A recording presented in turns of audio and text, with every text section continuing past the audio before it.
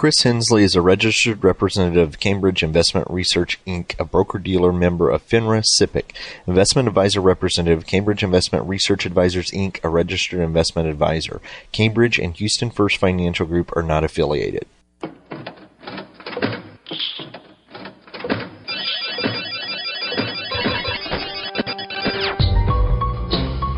The Houston Midtown chapter of the Society for Financial Awareness presents Money Matters with your host, Christopher Hensley.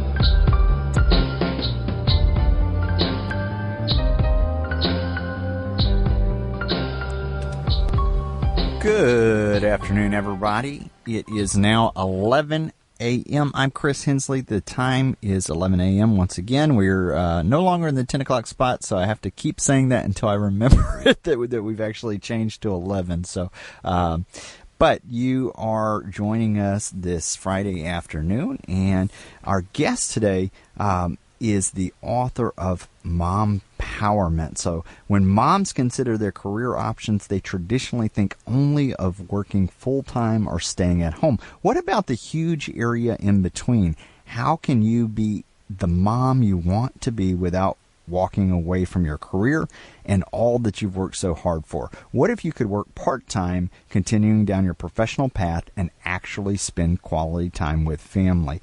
Our guest, Suzanne Brown, will be joining us very, very shortly, so please stay tuned. Keep listening. But if you are a long-time listener, you know that we always reserve just the first few minutes of the show to tell you a little bit about what's going on in the Houston and the Gulf Coast area when it comes to financial literacy. Couple things coming up on July 24th. I will be doing a retirement income talk. This is going to be at Wednesday, the 24th at 6 p.m. So you can find out information about that on www.houstonfirstfinancialgroup.com. It is directed towards employees for the state, so it's going to be mostly teachers, educators, professors who work for University of Houston or University of Texas, Healthcare Science Center, Houston Community College, anybody who has the option to participate in the Teacher Retirement System or ORP, Optional Retirement Plan. We're going to do kind of a deep dive into the things that we need to look at before we turn off our paycheck when it comes to retirement, Social Security solutions, that sort of thing.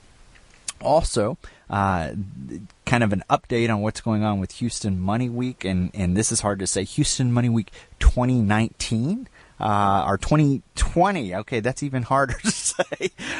We did have a leadership team meeting this week, and so we are working on getting ramped up for some changes that will be rolling out next year, but we are going and keep going there, so I encourage people always to go to www.houstonmoneyweek.org. That is the website for the Houston Money Week Initiative, which is financial literacy in the Houston and the Gulf Coast region. Free educational seminars, no cost. Everything from getting your credit straight to putting your kids through college to retirement, free, and even the website is dynamic. So one of the neat features of it is you can put your zip code in there, and if there is a seminar workshop by one of our nonprofit partners, one of our community banks, or any of those groups that are offering those services, if it happens to be near your area, it will come up in the search, or you can go in under the topic.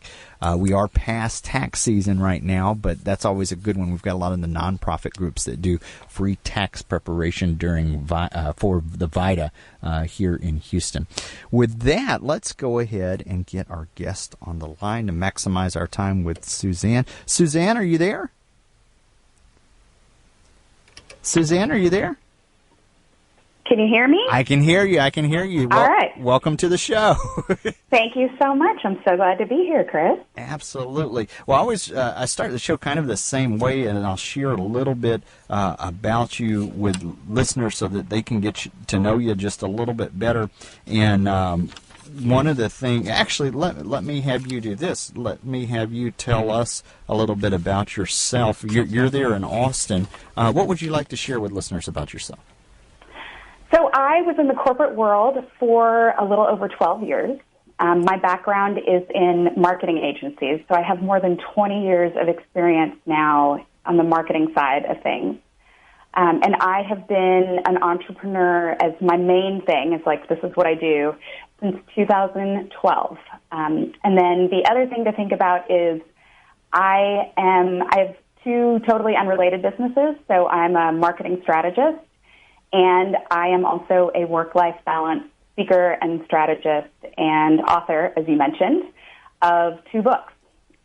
So in my second business, I help companies become more balance-friendly, and I help working moms and some working dads create more of the balance that they want in their lives.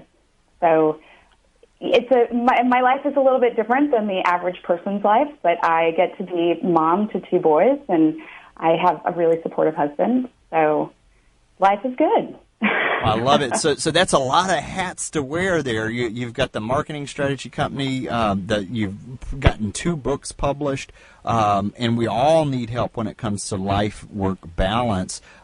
Let's start with the book, Mompowerment. Why did you write this book?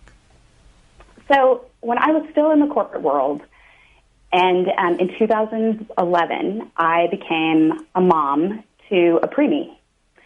So our little boy was born, our older son was born 10 weeks premature. And coming back from maternity leave, I had no idea what life was going to look like with a preemie. You never know. So I negotiated working half of my normal time. So, normally you work 40 plus hours. I was working 20 hours a week. And I can't tell you the number of people who reached out to me and said, how did you do that? Because at the time I was working for a large company that is also part of the largest, or one of the largest marketing conglomerates in the world. So people said, how'd you swing that? What did you say to your boss? How did you negotiate that? How did that all happen? And I didn't realize that I was onto something, but I had multiple conversations every week, and everyone wanted my time. They didn't just want like a canned email. And then when I decided about a year later to focus on my own business, then I started getting the questions of, how do you make money? How do you continue to work and you work part-time? Can you actually make a living this way? How do you get clients? How do you do everything you need to do? Oh, by the way, what did you say to your boss in order to get her, when you were still in the corporate world, in order to get her to let you work part-time? Because at the time I was in a financial role, which most people don't think about financial roles as being balance-friendly. So the questions never stopped. And I said, okay, I think there's a need here. Let me go find a resource that I can send people to. And I couldn't find a resource. And so being an entrepreneur, I said, well, I'll just create a resource. How hard can that be? Which are always famous last words, because it can be really hard. And then the book came about because as I was starting to interview other women, because I said, I definitely don't have the corner on these smarts. Like there are lots of different ways that you can do this. What I kept hearing from the women who I had interviewed was, it would have been great to have like a book, like a one-stop thing where I could have gone to that and gotten the kinds of advice that you're getting from me and from other women who you're interviewing. And I said, that's what I need to do. I need to write a book. So that's how the first book came about. And then the second book was really because once the first book was in the marketplace and people said, this is great, I'm super excited that you have a book on how to successfully transition to part-time, but I'm never going to work part-time. So what about a book for me? So can you write me a book with practical tips? And so that's how the second book came about. And there will be a third and a fourth. I will write a book that's more for dads on kind of the what does it mean to have work-life balance as a working dad. And then I will have one on how do you become the company that working parents want to work for. I love that. As you brave down this new journey, these questions came up, and you realized that there wasn't a lot of those resources available to answer these questions. So the book kind of was born out of that. Yeah. Well, and that could be a scary choice to make. I mean, I work with retirees, and one of the things that they do is they have to, before they retire, they turn their paycheck off. I imagine considering a role as a part-time employee could kind of be similar to that. It could be scary. What should somebody consider before changing from a full-time to a part-time role? So I think the thing that's really important to think about is whether or not this is the right choice. Because a lot of times you come up with a solution before you actually think through the solution. So you really want to understand your motivation for making the change. Because, for example, what if you don't actually need fewer hours? What if you need more flexibility? So what you're really looking for is to be able to have a work-from-home situation. Or maybe you mentioned retirees. Maybe somebody has an aging parent, and they say, I need to spend more time going to appointments for my parent. And those all happen in the morning. So maybe what you need is a late start to your day. So you need to understand, why do you want to make this change before you do anything else? And there are a series of things that you can ask. Essentially, even just asking, why do I want to make this change? Why does that matter? Why will that help? It's like asking yourself why like 4 or 5 times as kind of the start of that journey. And that way you can start to create more of a blueprint so that you know what are the right things that help me solve the challenge that I have of my, is it that I want to spend more time with my family? Is it that I have other things that I want to start to create? Maybe it's that you want to start a business and you need to be able to create that space. So you can start to understand, what should it look like?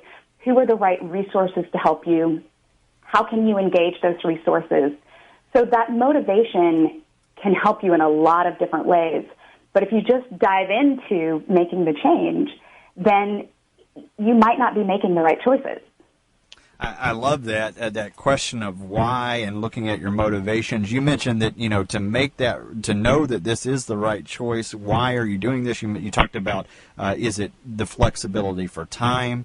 Maybe you need a late start. You mentioned the aging parents. A lot of people are having to take care of their family members and that sort of thing. And mom's in the same boat. So definitely, when you went down this process, when you first took this leap, what surprises came up?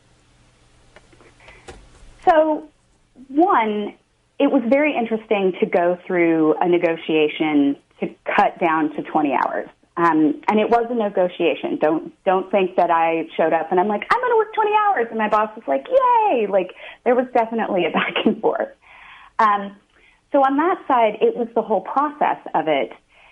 On the side of doing research, I think one of the most surprising things that I found was actually one of the industries that is the most balance friendly is oil and gas, which is interesting given where you are doing this show from, because I would never have thought of oil and gas as a balance friendly industry, ever. Never would have occurred to me. But I was really, honestly, very impressed by the strategy that oil and gas companies had, because they spend a lot of time and energy recruiting, top people in their classes, many of whom are women, and they don't want to, and they continue to put a lot of money into these employees. They don't want to lose them when they start having children.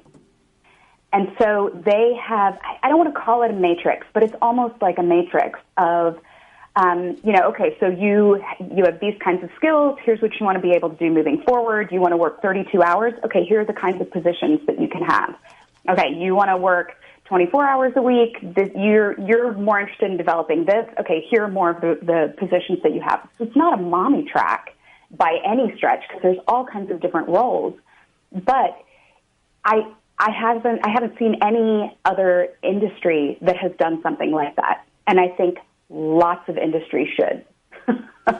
I mean, it was really impressive. And now when I talk to audiences and people say, do you have any advice? And I will say quite bluntly, look into the energy industry if you want an industry that supports balance.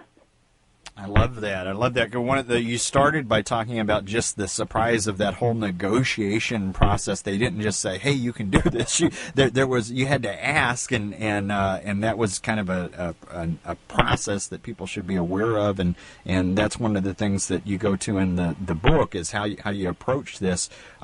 You talked about the surprise of the oil. I'm surprised about the oil and gas industry, but as you talked that out, I was thinking, I was like, man, attrition really is a problem for many companies, and so to just have somebody go away when you've invested time and money on the front end is counter, not good. So giving them as many options as they possibly can, and so that's a surprise to me as well. One of the things you mentioned earlier is just the interviewing process, that you interviewed other people kind of in the same boat. What was that like? That process of interviewing people for the book? So I will share that it took me more than 3 years to do these interviews because I didn't shut down my marketing business in order to start this process. So anyone who's listening to this and saying, oh, I want to write a book, and you're thinking it's going to happen in no time and there's a research element to that, understand that can be a very labor-intensive process and a very labor-intensive opportunity. So it was interesting because people always say, how did you find these women? Because there's really kind of a lack in the marketplace of stories of professional part-time working moms who are just rocking in their careers. Like, that is not really something that you see a lot of. So the first thing that I did was reach out to my own network, people who I knew who were working part-time, people who I knew could relate to the story, who had some element of flexibility, and most of them did work less than 40 hours. And then more than half of the women who I ended up interviewing over time were people who my own network knew. So it's like it exponentially grew, because I almost feel like if you know someone who works part-time, chances are they know someone who works part-time. Like, they cluster together.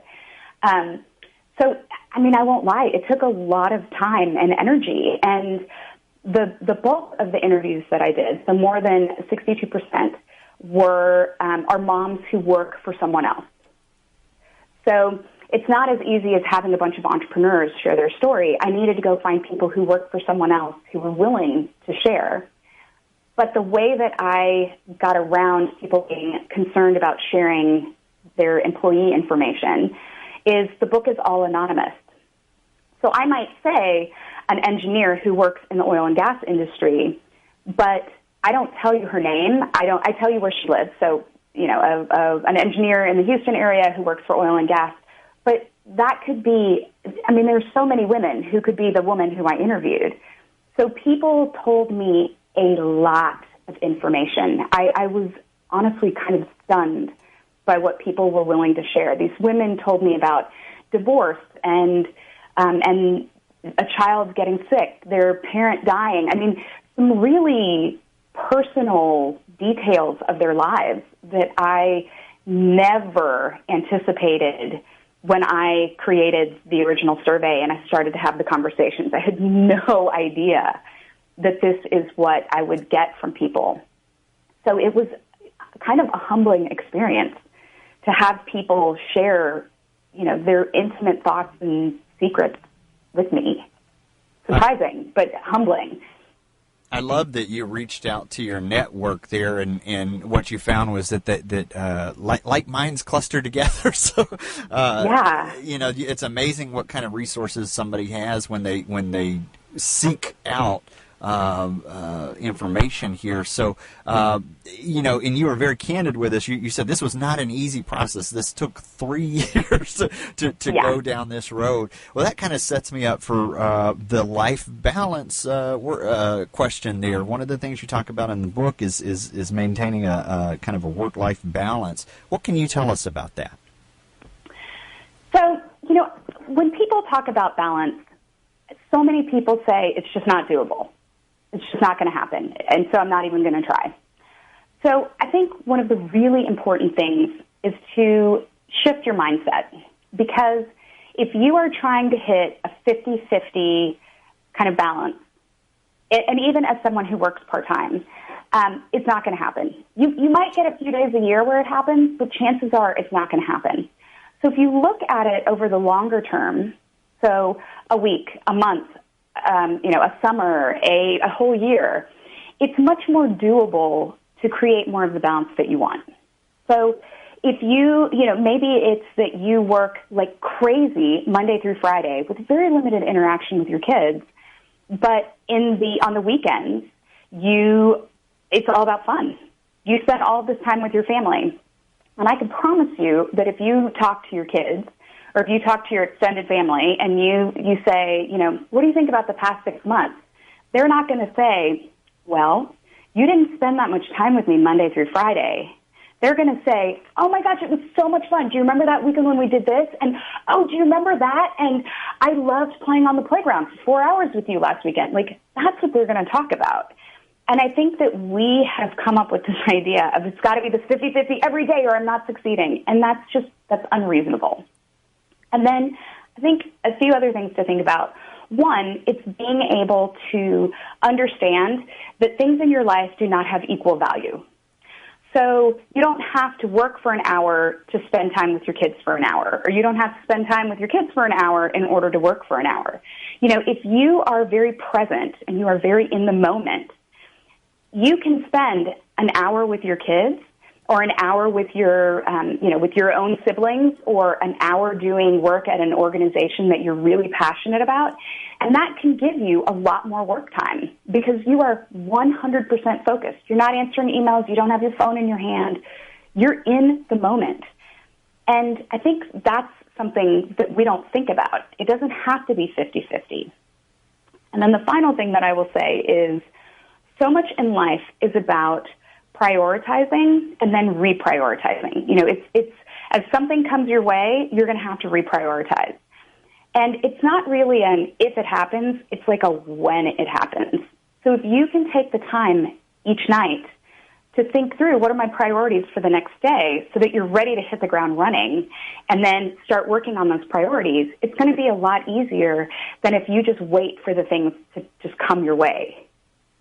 I love it. The idea of, one, you talked about realistic expectations and, not necessarily just holding yourself accountable for day to day, but looking at it as a bigger picture. What about the week? What about the 6 months? What about the year? Were you able to achieve that work balance, not just on the day-to-day basis, but from the bigger picture there? And then you also talked about having to reprioritize that. That's not an if, it's a when. It's going to happen. Those things in your life do come up and they do happen. Let's talk about, as a mom, some of the roadblocks that came up when you go down this road or this process. So one of the biggest roadblocks is honestly an individual dealing with her own life. And so if you don't really understand your own value, if you don't understand what you bring to the table with your employer, with whatever it is that you're trying to do, it's going to be really hard to negotiate, incredibly hard. And so I think in some ways we stand in our own way because we haven't sat down and said, what's my skill set? What do I do that's unusual? What's my own unique selling proposition when it comes to how I market myself within the company that I work for? We don't really sit down and think through that. It's not just what do I know, it's how am I unique in what I know. So that is definitely part of it. I think a few other things to keep in mind are, when it comes to challenges, we can struggle to ask for, what is it that I want? What is it that I need? And you have to do the inner work in order to be able to ask that. You know, people don't, I challenge you to find me a manager who comes up to an employee and says, you know, you're coming back from maternity leave, and I bet you'd like some more time with your family. So why don't we cut back your schedule? Managers are not going to come to you and say that. That's just not how it's going to work, unless there is a program already in place where they've already kind of defined these things. So you're going to have to be able to ask for what you want and need, and you're going to have to be able to make your case. Now, part of it has to do with understanding your value, but part of that also has to do with being able to put together some kind of strategic argument for, this is what I want and this is why I should get it. And I don't think that people think about that. But I also think that as you're doing that, if you do that as an individual conversation with you and your manager, there's a lot less power in that than if you were to ask several other working moms, and for that matter, working dads at the company where you are, talk to me about your struggles. Talk to me about what's going on. Talk to me about what you want. So if you could go as a group to your employers, to your senior leadership, to your HR teams and say, this is what we need. This is what we're looking for. There was actually an interesting article recently that came out that talked about moms don't need, like a rock wall. They need childcare. Like, that's what they really need. And so being able to have those strategic conversations as a group, that's going to give you a lot more clout, and people are going to listen. You know, your senior leaders are going to listen, and that doesn't require a one-on-one negotiation. I love that. I wrote that down. They don't need a rock wall. They need childcare. Yes. Yeah, I mean, that was the whole point of the article, of there are all of these benefits that companies are willing to, honestly, to pay for. I mean, it's not like doing these things it's not free. But one of the most important things is childcare. And, you know, you can look at the statistics, and childcare in some states in the United States can literally cost as much as university tuition. I mean, just think about that. Like, that's an insane amount of money. And as companies, think about the cost of replacing employees. You know, it costs between 50 and 200% of someone's salary to replace them. And that's to recruit, to actually hire them, to train them, to get them up to speed. I mean, 50 to 200% of someone else's salary. If you have to do that several times, you start to feel the pinch. Whereas if you supported childcare and you took care of one of the biggest headaches and one of the biggest challenges, it would actually help you in the long run, you know. And I will say, a really good company, an interesting example of this is Patagonia, which is a great brand from a product perspective, but they actually offer childcare on their campus. And their turnover is like 0.5%. Wow.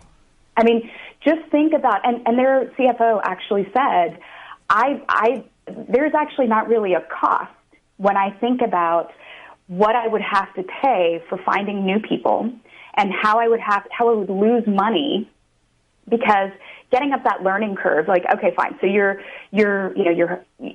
found somebody, you've hired them, you've trained them, all those things, and then comes the learning curve, right? So, you know, that CFO looked at it as kind of a wash. And I'm not saying every company all of a sudden has to provide like child care on their campus. But even just thinking of that aspect of like, how can I actually support my employees with the things that they need, like backup child care in case their child is sick, or in case their daycare is closed for the day for teacher learning, or, you know, whatever. So, you know, just think through it more strategically and understand the financial implications of your decisions. That makes sense to me. I wish people would listen. Well, Suzanne, we are right at the tail end of the show here. For people who would like to find out more about the book, Mompowerment, or even the blog that you've got a whole blog going on right now as well, you can go to mompowerment1word.com. Thanks for listening to today's episode of Money Matters Podcast. If you enjoyed the show, visit us on the web at www.moneymatterspodcast.com. Drop us a line on SpeakPipe on the right-hand corner. It will receive any voicemails, questions, thoughts, concerns that you have about the show. In addition to this, we recently launched a Patreon campaign. Click on the Donate Now tab to hit the tip jar and find out what Patreon's campaign is all about.